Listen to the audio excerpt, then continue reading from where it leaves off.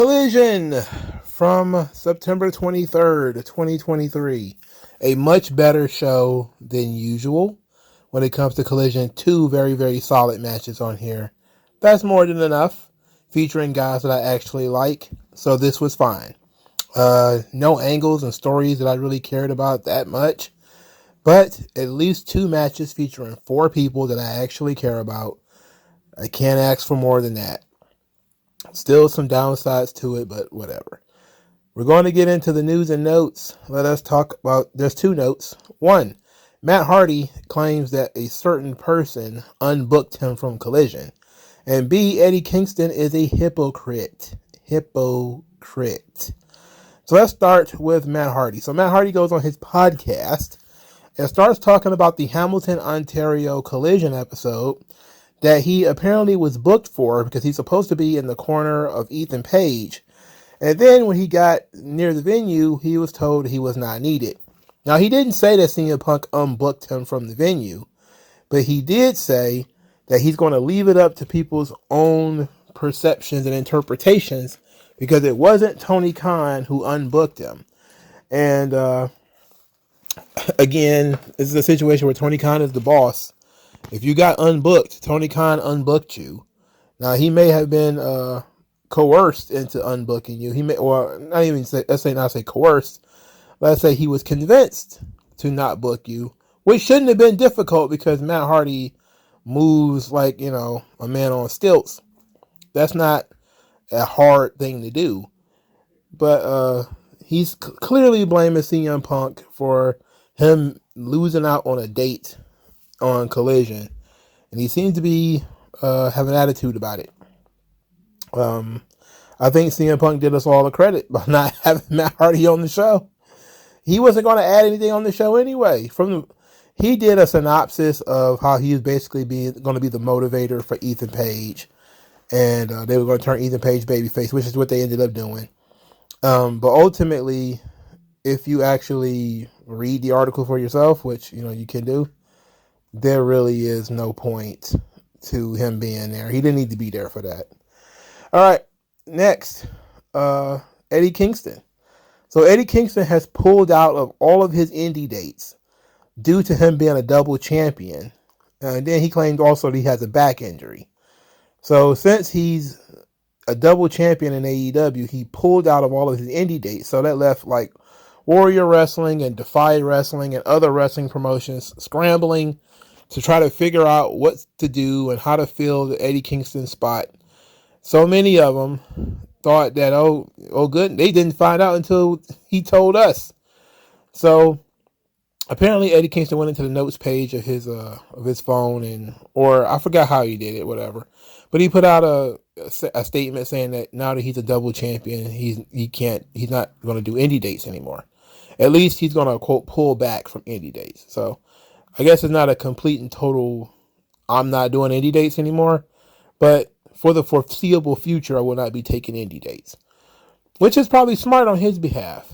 But my thing is, hasn't his gimmick for like 4 years been, you and me was on the indies and we were supposed to have a match and then you disappeared and you went to the land of opportunity and you went to work for the land of make-believe. That was his whole gimmick against CM Punk. It was his whole gimmick against Jon Moxley. It was his whole gimmick against Claudio, is that you left us behind. You left the indie wrestlers as soon as the big money contract was offered. And it seemed like he's doing the same damn thing, huh? He realizes now what it's like to be a commodity in wrestling. He's never been a commodity before. Nobody's ever wanted this much Eddie Kingston before. So now he's like, well, I can't possibly do all this stuff. He now realizes what these guys had an opportunity to realize is that your time and bumps are worth something now.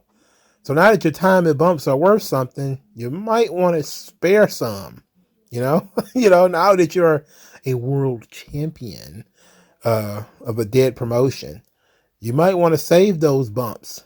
You might want to save them for what matters. But Eddie Kingston's still a very good story, very inspirational. And, but I just think that it's very weird that the guy who has been booked for 3 or 4 years now to be the guy who is the rage or the vengeance of the indies He's going to punish everybody for leaving the indies. Is now going to leave the indies because the big company probably doesn't want him going out there beating himself to death at his age for little to no money in front of these skimpy audiences. And he blamed it on a back injury, but at the same time, he also agreed to have a match with Shibata next week in Wrestle Dream. So back don't hurt too bad, huh? Got to go collect them paychecks. You know, the ones that matter. You got to collect those. I ain't mad at him, though. Do your thing, boy. Anyway, first match on the show, TNT Championship. Christian defeats Luchasaurus and Darby Allin. They did a WWE finish. Darby Allin hits the coffin drop on Luchasaurus. Christian throws it over the top rope, takes the pin. Then they further the story between Christian and Luchasaurus by having Luchasaurus, who is dejected and upset. He was mesmerized by the TNT title. He didn't immediately give it to Christian Cage. Instead, he took his time. He eventually handed the belt over, but they told the story of a dejected Luchasaurus, and I really don't care. You know, it would be honest. I don't like Luchasaurus, so to me, this is big old shrug. However, next week, there will be a 2 out of 3 falls match between Darby Allin and Christian Cage at the Wrestle Dream show. And that didn't exactly fill me with excitement. I don't know. I just kind of like, it is what it is. You know, I don't care. But Luchasaurus is now officially not the TNT champion. But, okay, whatever. All right, second match on the show. RVD and Hook defeated 2.0. I don't know what they're calling themselves. I just keep calling them 2.0. And then once again, forgot who they are. But Rob Van Dam wins the match with the 5-star frog splash. Hook did stuff. I don't care about this match either. RVD didn't look too bad. I mean, he shouldn't be wrestling full time, but as far as a special attraction, he's pretty good. Okay, that's fine. Hook, not Hook, but this situation we got here with RVD and Hook, where it seems like they might be continuing this RVD Hook thing. It's funny because Rob Van Dam and Taz had a lot of heat back in the old days of ECW. Now, I'm not sure that it continues to today because it's been so long ago. But at least Rob Van Dam has talked a lot about it on his podcast, and it's popped up in Todd Gordon's book and stuff like that about them two getting into fights, and Rob playing pick a hand with Taz and then smacking him and stuff like this. And now he's sitting here playing Big Brother to Hook. This is pretty hilarious to me, fam. Okay. Anyway, let's move on. Eddie Kingston makes the formal challenge to Katsuyori Shibata, in which he's willing to put up both his titles to honor Antonio Inoki, who would most definitely appreciate the pure style wrestling that Shibata represents with the Pure Championship. But the Pure Championship's not going to be on the line. Instead, there's going to be Eddie Kingston versus Katsuyori Shibata. Okay, sure. We got an absolutely dreadful Dark Order vignette in which they claim that we needed structure and rules. Yes, we need to structure Collision so that these guys can never be on it. We need a rule that they will never be on it. Speaking of rules of not ever being on it, the Kingdom popped up and they're in full carny comedy mode, saying that the best friends are liars. When Trent had a neck injury, did they care about his neck health? Were they neck strong? No. And I instantly was like, I'm not interested anymore. It's one thing if they were just kind of using all this stuff to make fun of Adam Cole, but now it's going to be a legit thing that you need to be neck strong. It's kind of retarded. But they're going to wrestle some best friends next week. Still don't understand why they didn't win on Rampage. I need that explained to me like I'm 5 years old. Anyway, Julia Hart defeated Kiara Hogan. Ooh-wee. Kiara Hogan, man, that's a girl with a big old booty. Jesus. Anyway, Willow Nightingale was out. Apparently, Julia Hart spit mist in her face. And this is all allegedly because they claimed there was no record of what happened. Anyway, Julia Hart once again comes across like a world beater, but she was a little bit more dirt underhanded this time. Like she was standing on Kiera Hogan's hair and pulling it up, but she's still getting like victories that are a little too dominant for my taste. After the match, she continued to stretch Kiera Hogan, and then Sky Blue, whose ass she kicked the previous night, showed up and got Julia's spit mist in her face. Brody King then said that the violence would continue until Chris Statlander puts up the championship, the TBS title at Wrestle Dream. And fine. I knew this was coming, so I'm not really tripping on this. Okay, at least they're building up a feud for Chris Statlander. It's not a random match. So I can't complain about that, right? Can't complain. But what I can't complain about is the random righteous vignette where they're talking some nonsense about being divine and something about being the corpses of decency. And they're going to expose MJF and Adam Cole. I don't care about this, man. I'm not even going to hold you up. I actually like this gimmick a lot more when they were in Ring of Honor. I don't even understand it now. They need Vita Von Star back. Bring back Vita Von Star. Next, Jay Whitehall versus Andrade El Idolo. Look at me, braided hair. Andrade El Idolo. Has he wrestled a singles match on pay-per-view since he came to AEW? Jay White. Has he wrestled a singles match on pay-per-view since he came to AEW? Why are these guys not on pay-per-view, but Aussie Open is? Why are these guys not on pay-per-view, but The Righteous is? Well, guess what? I don't have to pay $50 to see them, and I want to see them, so this worked out well for me. Really good match between these two guys. They both are being talked up as being undefeated, but that can't possibly be true. Like, something tells me that neither one, I don't think, Andrade's been there for a while too.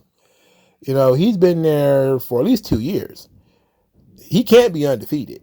You know, I'm pretty sure he's not undefeated. I know he spent a lot of time suspended and sitting at home, but he can't be undefeated. Anyway, really good double moonsault spot by Andrade. It's always very impressive. I wonder if his knees is going to start screaming at him eventually. The finish comes in with Andrade trying to lock in the figure eight. The Bullet Club Gold distracted the referee while Juice Robinson slid in the ring and hit Andrade in the head with some kind of weapon. I don't know if it was some kind of flat thing. Knocked him out. Blade Runner, 1, 2, 3. Jay White wins. Okay, but where are we going with this? Jay White wins, and now what? You know, does he challenge for a championship? Does he do what? You know, apparently this feud is going to continue because Andrade is wrestling Juice Robinson next week, which doesn't make me happy, but, you know, at least Andrade will get this win back. But what is the point here? What is our end game, our goal here with Jay White? Where is he going? You know, there's no answers to that question. Just no answers to that question. So unfortunate. Here's to hoping these guys get a pay-per-view spot at least. All right, Ortiz had a backstage segment. He said that Santana's been using him for 14 years. Had a lot to say on social media, but when he confronted him, he walked away. This is what Santana does. He walks away or runs away from his problems. It says he called him a keyboard warrior and says that he won't be able to run for much longer. All right. We're starting to really get that thing moving. Okay. So from one former tag team partner who is bitter to another tag team partner who is bitter. Shane Taylor, who is built like a baby mama, starts talking about his history with Keith Lee, how they were a tag team, the Pretty Boy Killers and Ring of Honor, and that they worked out, they, came up through the ranks together, and then Keith Lee left to go to WWE while he stayed in Ring of Honor and became a legend, which is laughable considering it took him forever to get into Tony Khan's Ring of Honor. You would think if you were a Ring of Honor legend, you would have been one of the first people picked up and not picked up like a year later, like you got picked up like a year later. Anyway, Shane Taylor talks about how well he knows Keith Lee, how they were friends, but he'll put Keith Lee in the ground before he allows Keith Lee to take this opportunity away from him to prove on the world stage that he is the best in the world. And he wants Keith Lee to fight Lee Moriarty. I don't know why you dislike Lee Moriarty so much. I mean, I would never pick my 5'7" friend to fight my 6'5" or 6'7" or whatever. Keith Lee is what, 6'4", 6'5"? I would never pick him to fight him. You know, I would never say, you know what, you much smaller friend of mine, go fight giant former friend of mine. I would never do that to my guy. I would never call myself somebody's friend if I'm setting you up to get your ass stomped like this. You an op at that point, right? Shane Taylor is an op to Lee Moriarty. Lee Moriarty is fucking skinny and short. There's no way. All right, FTR defeated the Workhorsemen in a match that I really rolled my eyes at the concept of. I mean, JD Drake, who I have seen from Evolve, so I am familiar with him. It's not like I've never seen this guy before in my life. I also have seen Anthony Henry on Evolve back in the day. In this commentary team, they try to get over how JD Drake, who just looks like he works at a Ford factory, or he's like a construction worker or something like that, in order to try to get over that he has some kind of athletic merit. He talked about the size of his hands and how he's one of the hardest strikers in the business, and that he's a legitimate professional bowler. Like when I heard pro bowler, I was like, he was in the NFL? And then I was thinking about, then I thought about it again, and they was talking about he had 8 consecutive 300 games or whatever. I was like, what?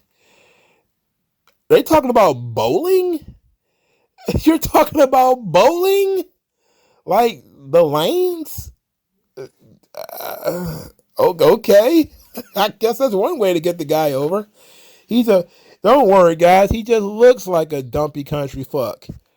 He's really a great athlete. He's a professional bowler. He's a king of mini golf. What the hell? Anyway, of course FTR wins with the sharpshooter.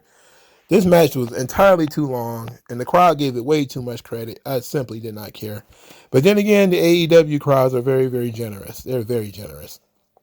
Anyway, Aussie Open, that one guy looks like Farmington McDuckworth III. I mean, he just looks like his dad, has a set of golf clubs sitting next to the door. He's just like an absolute dick. He looks like he goes to an SEC school. In any event, they cut a promo saying that they haven't lived up to the hype yet.